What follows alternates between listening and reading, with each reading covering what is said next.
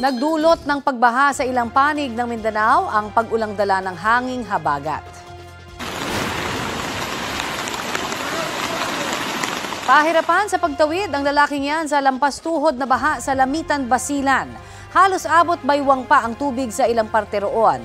Naghatid na ng relief goods ang mga LGU sa mga binahang residente.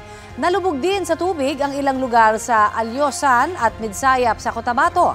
Agad namang sinaklolohan ng MDRRMO ang Alyosan o ng Alyosan at Midsayap ang mga stranded sa baha. Dito po sa Metro Manila, bumuhos ang malakas na ulan sa bahagi ng EDSA Boni Avenue sa Mandaluyong. Ang ilang rider sumilong sa ilalim ng MRT.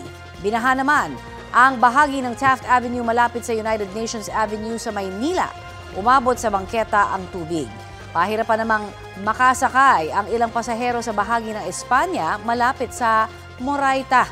Inulan din po ang bahagi ng EDSA Extension at Rojas Boulevard sa Pasay. Ang pag-ulan sa Metro Manila ay dahil po sa thunderstorms.